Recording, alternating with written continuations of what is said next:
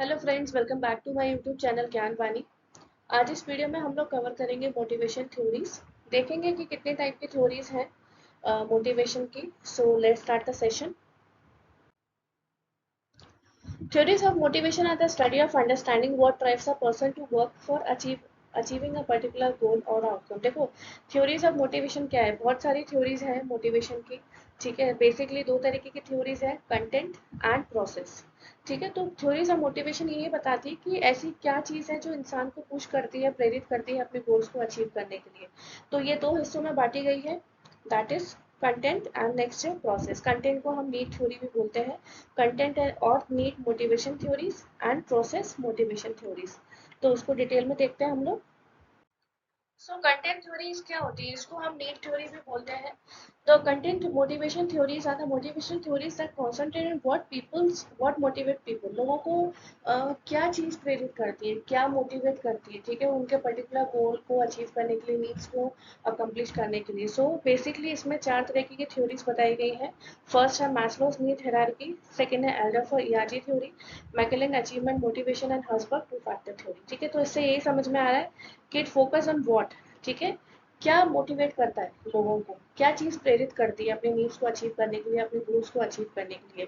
तो ये जो चार बेसिकली थ्योरीज बताई गई हैं, इसमें इन्होंने अपने अपने पर्सपेक्टिव दिए हैं ऑथर्स ने, और इसमें समझाया कि लोगों को क्या क्या चीजें मोटिवेट करती है। ठीक है, process theories. The process theories are the motivational theories that concentrate how to motivate people. Content theory क्या फोकस करती है what पे, and process theory फोकस करती है how to motivate people, लोगों को कैसे मोटिवेट किया जाए। तो इसमें बेसिकली इसमें भी चार तरीके की थ्योरीज बताई गई हैं। फर्स्ट है स्किनर रीइंफोर्समेंट थ्योरी, सेकंड है Victor Vroom's expectancy theory, third है राम equity theory and Locke goal setting theory. तो इन दोनों थ्योरीज को, कंटेंट एंड प्रोसेस थ्योरीज को हम लोग डिटेल में पढ़ेंगे। तो सबसे पहले आज मैं स्टार्ट करने जा रही हूँ कंटेंट थ्योरी का first, that is Maslow's need hierarchy theory. तो क्या कहती है मैस्लोस की नीड हायरार्की थ्योरी?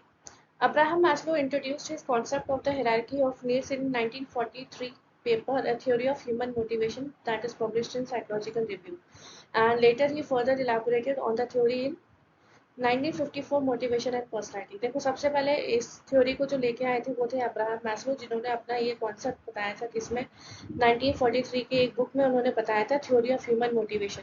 ठीक है, उसके बाद उन्होंने एलाबोरेट किया था 1954 में, जिस बुक का नाम था motivation and personality. And basically इसमें 5 स्टेजेस उन्होंने बताई है कि एक एक करके जो नीड्स है वो कैसे पूरी होती है।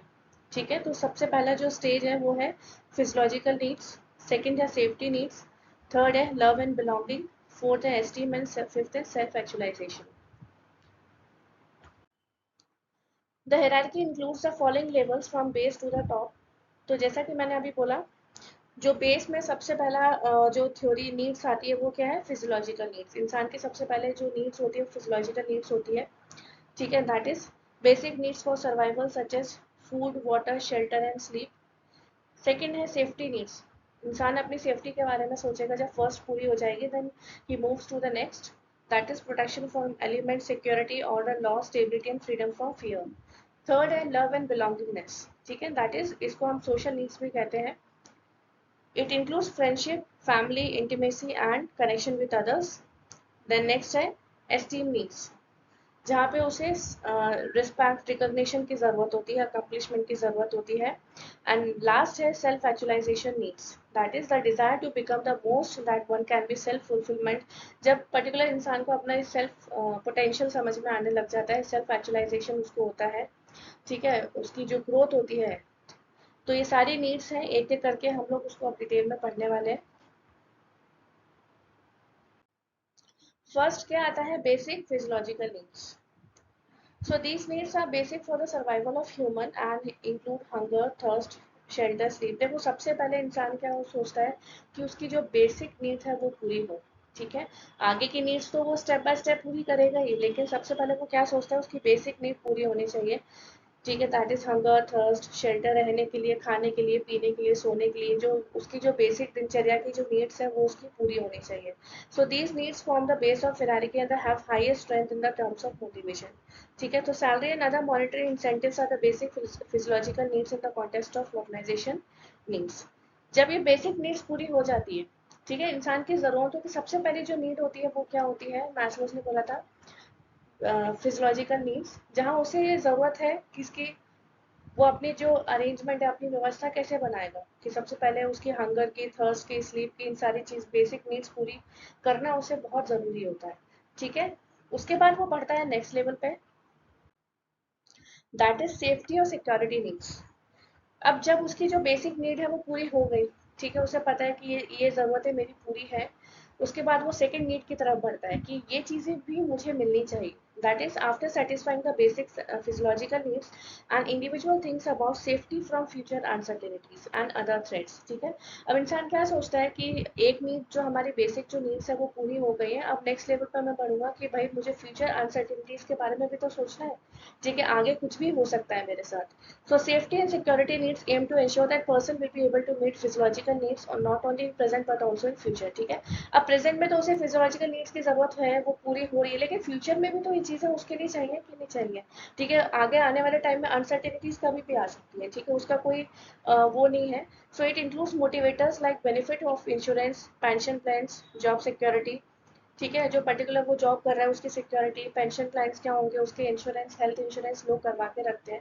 ठीक है, तो फ्यूचर का सोच के सेफ्टी एंड सिक्योरिटी नीड्स एक पर्टिकुलर जो इंसान है वो कंप्लीट करता है। तो इसमें बेसिकली दो तरीके की नीड्स आती हैं, that is physical needs, physical security and financial security.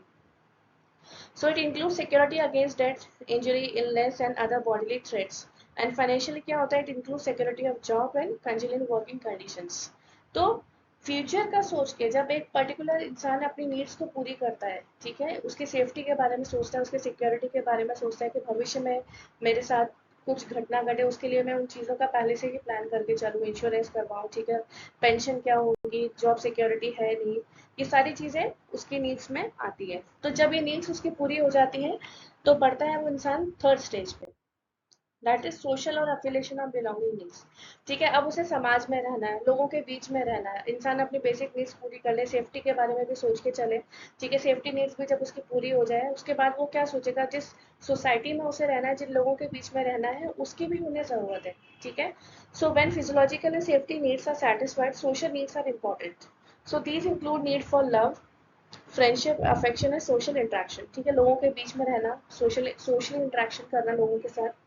So the need for belongingness and acceptance plays a very important role in motivating human behavior। ठीक है, ये बहुत ज़्यादा important role play करता है किसी इंसान को मोटिवेट करने के लिए। So the formation of informal groups in the workplace is an example of social of belongingness।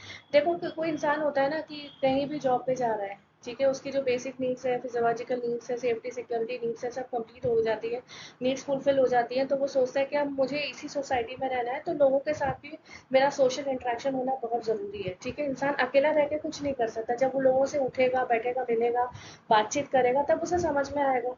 तब क्या सोचता है कि ये नीड भी होना बहुत इंपॉर्टेंट है लोगों के लाइफ में, लोगों को मोटिवेट करने के लिए। बढ़ते हैं फोर्थ स्टेप पे, that is esteem needs. So after social satisfaction of esteem need is important as per Maslow's. So these needs relate to the desire for recognition and respect from others। ठीक है, एक जो बंदा है fourth stage पे पहुंचने के बाद मैस्लोस का ये कहना है कि एस्टीम नीड्स वो होती है जब इंसान को ये एक्सपेक्ट करता है कि उसे लोगों से उसका काम का रिकॉग्निशन मिले, रिस्पेक्ट मिले। ठीक है, so esteem need include autonomy, status. ठीक है, समाज में रह रहा है तो उस हिसाब का उसको एक मीन्स रिस्पेक्ट मिलनी चाहिए। ठीक है, वो किस ओहदे पे है, क्या काम कर रहा है, तो उसका क्या स्टेटस है, क्या अटेंशन है, अप्रिसिएशन वो एक्सपेक्ट करता है फ्रॉम अदर्स टू और prestige in society. So generally employees at higher level are motivated by such needs. ठीक है, जो एक इंसान काम कर रहा है ऑर्गेनाइजेशन में, ठीक है, समाज में रह रहा है, अपनी बेसिक नीड्स को पूरी कर रहा है, सेफ्टी एंड सिक्योरिटी के बारे में भी उसने सोचा है, तो वो क्या सोचता है कि एक सेल्फ एस्टीम में एक ऐसी स्टेज पे आ जाए कि जब उसे उसे उसके काम की रिस्पेक्ट मिले, रिकॉग्निशन मिले, अवार्ड्स मिले, प्रेजेस मिले। ठीक है, तो सोसाइटी में ये चीज़ों का मेंटेन करना भी बहुत ज़रूरी है। ना नेक्स्ट है last, that is self actualization needs. ये एक ऐसी स्टेज होती है जहाँ इंसान को अपना सेल्फ पोटेंशियल समझ में आता है। ठीक है, उसकी सेल्फ ग्रोथ क्या हुई है, सेल्फ अचीवमेंट क्या हुआ है उसके लाइफ में। ठीक है, so these include needs of becoming what really wants to become, वो एक्चुअली में चाहता क्या है, कहाँ वो पहुंचा है। So these needs inspire and motivate a person to develop himself to maximum potential. ठीक है, ये एक ऐसी स्टेज होती है जहाँ इंसान अपने आप को बहुत ज्यादा ग्रोथ एंड डेवलपमेंट के स्टेज पर लेके जाता है। So therefore they are placed at the top of need hierarchy. ठीक है, so these include growth, self fulfilment and achievement of goals, that is challenging jobs, opportunities, innovation are the motivators which help to satisfy the self-actualization needs of an individual. ठीक है, तो self actualization needs कैसे पूरी होती है, जब इंसान के चैलेंजिंग रोल्स होते हैं, जॉब्स होती है, अपॉर्चुनिटीज उसे मिलती है, नए नए इनोवेशन वो करता है। ठीक है, जहाँ उसको उसका पोटेंशियल समझ में आता है कि नहीं, मैं अब इस लेवल पे खड़ा हूँ कि मुझे अब मेरा कोई स्टेटस है, मेरा कोई रुतबा है। ठीक है, मैंने अपनी सेल्फ पोटेंशियल को रियलाइज किया है। ठीक है, तो ये जो लास्ट स्टेज है, मैस्लोज ने बोला है कि सेल्फ एक्चुअलाइजेशन नीड्स उसका लास्ट स्टेज होता है, जब इंसान को खुद की पहचान समझ में आती है कि उसका पोटेंशियल, उसका ग्रोथ एंड डेवलपमेंट कैसे हो रहा है। ठीक है, तो ये तो पढ़ा था हमने मैस्लोज के बारे में, कि कंटेंट थ्योरी में सबसे पहले मैस्लोज की जो नीड्स हायरार्की थ्योरी थी वो हमने पढ़ ली है, समझ लिया हमने, एक एक करके सारी डिटेल्स में देख लिया है। नेक्स्ट वीडियो में मैं आपको इसके अलावा जो नीड्स बची हैं, नीड्स थ्योरीज बची हैं, वो कवर अप करवाऊंगी। So this much is for today's session. तो अगर आपको ये वीडियो पसंद आए तो प्लीज़ इसे लाइक शेयर सब्सक्राइब ज़रूर करें। Thank you.